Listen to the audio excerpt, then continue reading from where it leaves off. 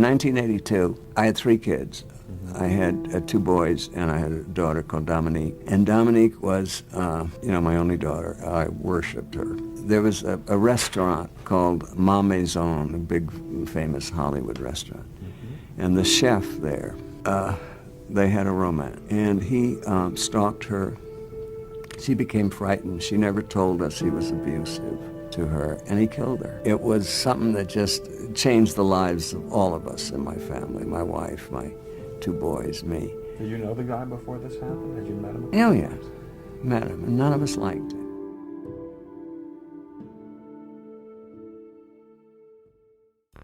Before we begin, this video is going to cover domestic abuse. I dislike talking about it, but sometimes it is a part of the story I'm covering. And since I don't believe in sugarcoating facts, I sometimes find myself forced to cover topics that I find uncomfortable. Anyways, let's get into it. Dominique Dunne was born a star. It ran in her family. She was, after all, the daughter of a producer, writer, and actor. And the movie Poltergeist made her a rising star. But while the horror of that movie was fiction, she was dealing with real-life horror behind the scenes. A jealous, possessive, and violent boyfriend. A man who she had the intelligence and grace to walk away from. But his obsession with her would cause him to stalk her and eventually take her life.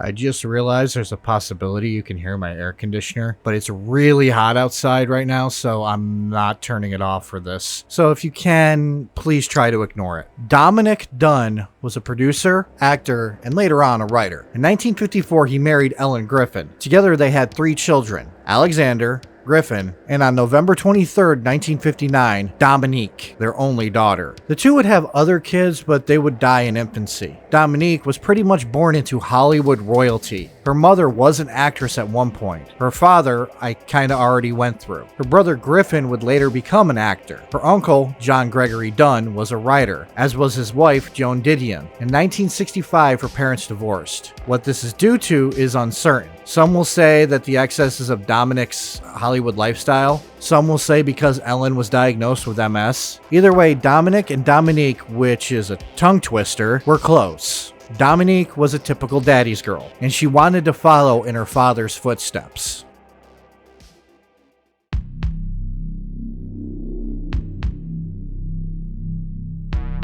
You would think that due to her father, Dominique Dunne would just have jobs lined up, which is typical for Hollywood parents. But Dominique wasn't like that. She started small, appearing in stage productions at Milton and I don't know how to say his last name's workshop in Beverly Hills. She worked in performances of West Side Story, The Mousetrap, and My 3 Angels. She was getting her foot in the door by working hard, but her last name did hold some pull. She didn't have to appear in commercials or background roles. Instead, her first role was a supporting role in a television movie called The Diary of a Teenage Hitchhiker, which the IMDb premise reads, teenage Julie Thurston has no wheels, so she hitchhikes to get around. Unfortunately, a psychopath is roaming the highways, picking up young girls and R-wording them. She played a character named Kathy Robinson. The movie is on YouTube if you want to watch it, but she would parlay this into more guest roles. For instance, she was on the shows Family, Fame, Heart to Heart, as well as making 2 more television movies. Valentine Magic on Love Island, where she again had to play a supporting role, and The Day the Loving Stopped. In 1981, she would be cast in a horror movie. That horror movie was Poltergeist.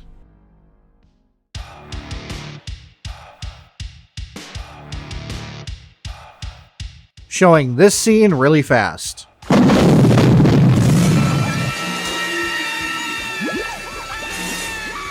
All those remains popping out, those were real cadavers. Creepy, huh? Dunne played the teenage daughter Dana Freeling, which was a supporting role. The focus was mostly on the younger kids played by Oliver Robbins and Heather O'Rourke. O'Rourke I will talk about at the end of the video. There's a specific reason, so stay with me here. Poltergeist was the story of a family who was terrorized by spirits in their newly purchased house. The house was built on top of a burial ground, which has been parodied a lot from Scary Movie 2 to Family Guy to American Dad. Seth MacFarlane is very unoriginal. I know, pot calling the kettle black. Moving on. Oh, ADHD moment. This lady here, Zelda Rubinstein, had an awesome creepy voice. There's no death.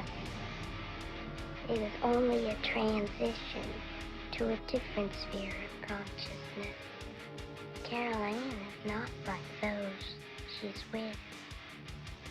She is a living presence in your spiritual earthbound plane. So creepy that she was the narrator for a show on Fox Family called The Scariest Places on Earth. Chills run down your spine. You break into a cold sweat. Your heart begins to pound. You are afraid tonight on Scariest Places on Earth. But we are here to talk about Dominique Dunne. Poltergeist was her first big break. Though she would continue to guest star on television shows, she was given a part in a miniseries called V, which is about alien invasions. It was a part that she would never be able to perform, because behind the scenes, as she was celebrating the success of Poltergeist, she was living in true horror, and a series of events would spiral that would lead to the actress losing her life.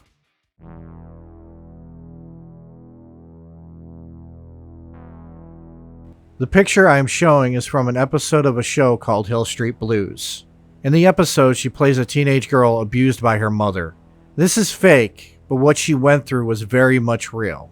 Before I continue to go through this, multiple sites, including IMDb, state that for her guest appearance, Dunne did not need much makeup. Those bruises on her face were real. The episode was titled Requiem for a Hairbag. The episode did air on November 18th, 1982, and it was filmed the day after September 26, 1982. That date will be important, so it is quite plausible that this is a true story. But I hesitate to say that it is fact because I don't believe everything I read online. In 1981, at a private party, Dunne met John Thomas Sweeney. Sweeney was a chef at a restaurant called Mama Maison. Sweeney was born in 1956 in Pennsylvania, and he was born white trash to say the least. His father was an unemployed drunk and his mother was a waitress.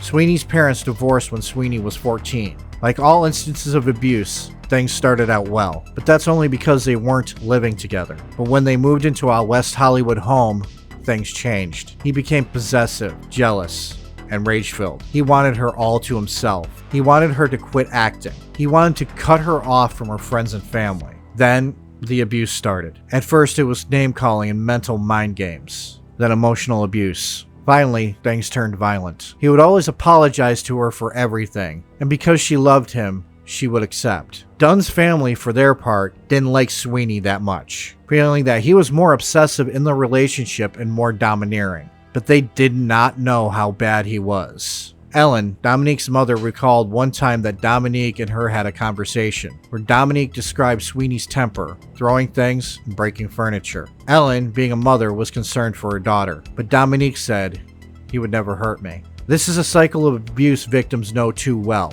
Anger, violence, deeply apologizing, and swearing it wouldn't happen again. The victim of abuse will often make excuses for what their abuser does. Remember the story from earlier in this chapter? The picture? Dominique telling her mother that Sweeney would never hurt her is to reassure her mother that things are not as bad as they sound. The strongest people break this cycle, and Dunne did. Sweeney attempted to strangle Dunne, and that was the final straw. On September 26, 1982, he grabbed her by the throat and threw her to the floor.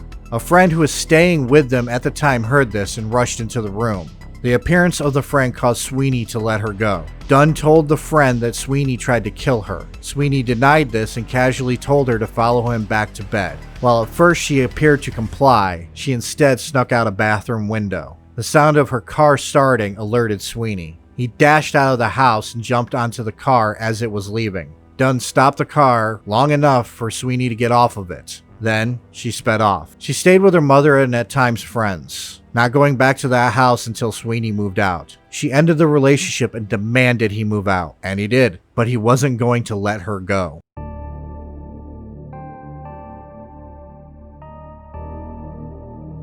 After returning to her home, she had all the locks in the house replaced. But Sweeney took the breakup bad. He began stalking her, calling her constantly, showing up at areas she would hang out. All she could do was dive headfirst into her work to keep her mind off the terror she was feeling. As I stated before, she landed a role in the miniseries V. But on October 30th, Dunne was on the phone with a friend when she noticed someone else on the line. Sweeney had gotten an operator to break into the conversation. On realizing it was Sweeney, Dunne said, "Oh God, it's Sweeney. Let me get him off the phone."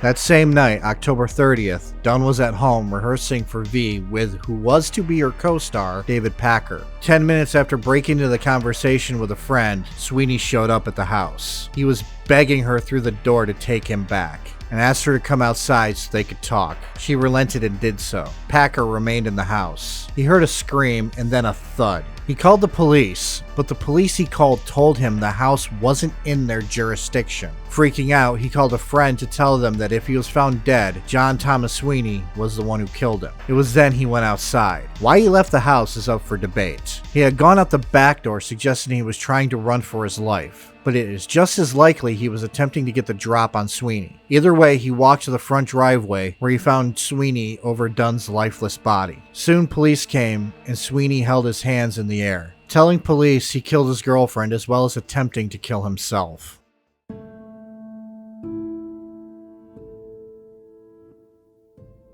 Dominique Dunne wasn't dead, though. After being transported to Cedars-Sinai Medical Center, she was placed on life support, while Sweeney was arrested for attempted murder. Brain scans determined Dunne was brain dead. The only thing keeping her alive was the beating of her heart. Her father, Dominic, visited. What he saw would break his heart. Her head was shaved and a screw was put in to relieve pressure on her brain. Tubes connected to her, forcing her to breathe. Her eyes were open, but there was no sign of life in there, just blank, lifeless eyes, and bruising around her neck. On November 4th, her family made the decision to take her off life support. She passed away. Her heart and kidneys were donated to transplant recipients. As for Sweeney, he was now looking at a murder charge. Or was he?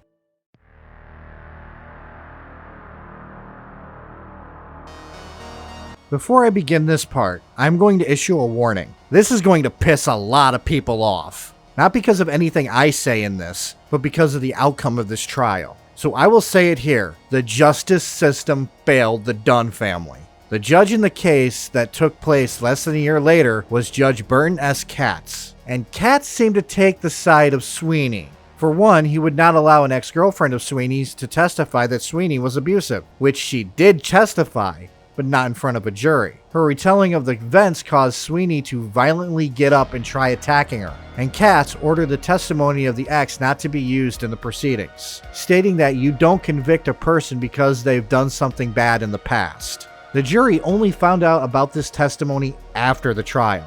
He also wouldn't take a first-degree murder charge, feeling the murder wasn't premeditated. So a second-degree murder charge then? Nope. Katz ordered the charge to be both second-degree murder and voluntary manslaughter, which still works if it was in the heat of passion that Sweeney killed Dunne, if you ignore the obsessive phone calls, and showing up where Dunne frequented, and break into a call, and then showing up 10 minutes after that call, and strangulation. Which, yeah, a first-degree murder charge wouldn't fit, but a second-degree murder charge does.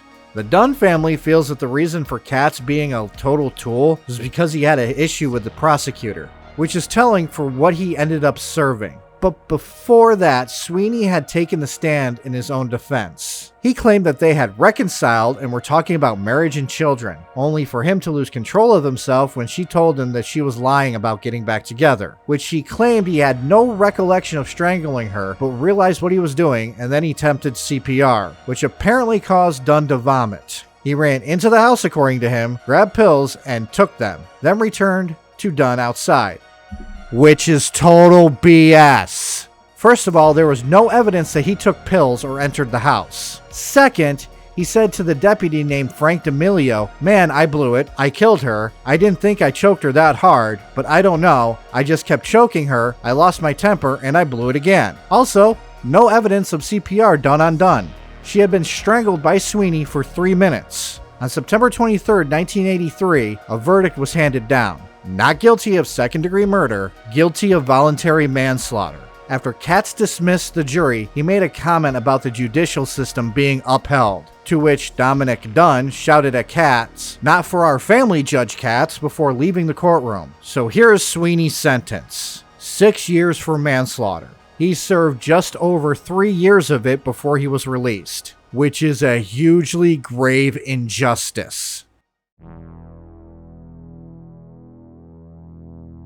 For what it's worth, Katz ended up showing regret for his rulings in the case. He also transferred to juvenile court, but with the justice system failing them, Dunne's family decided to take matters into their own hands. Oh, they didn't attempt to kill Sweeney. No, they just decided to ruin his life when he got out of prison. Sweeney was hired as a head chef in Santa Monica, California, and Griffin Dunne decided to make sure that all patrons of the establishment knew that their food was being cooked by the man who murdered his sister. He put flyers on cars. Ellen and Griffin handed out flyers outside the establishment. The flyers just simply read, "The food you will eat tonight was cooked by the hands that killed Dominique Dunne." So Sweeney had to leave that job and the state. In mid-1990s, Griffin was contacted by a Florida physician about a man dating his daughter. That man turned out to be Sweeney. So Griffin contacted the man's daughter and asked her to reconsider her decisions, which must have worked because Sweeney accused the Dunnes of harassing him. So he changed his name, which didn't work. Dunne hired a private investigator, found out that Sweeney changed his name to John Mora and was living somewhere in the Pacific Northwest. But Dominic decided to move on, feeling he shouldn't squander his life keeping tabs on Sweeney. Dominic became a prolific true crime writer, dying on August 26, 2009 at the age of 83. Ellen passed away on January 28, 1997. Griffin is still an actor and director.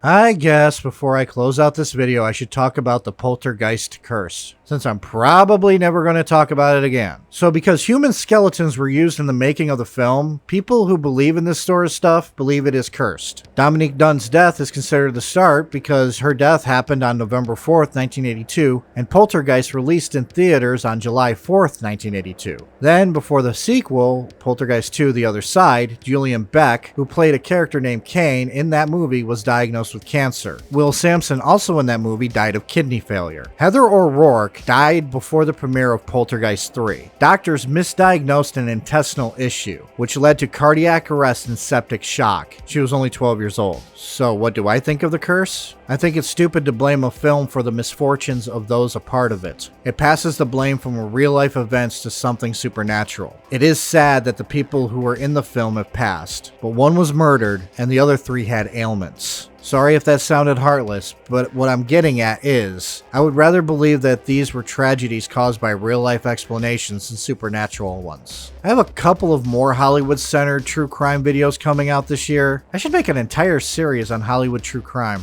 What to name it though? I'll think about it. Till then,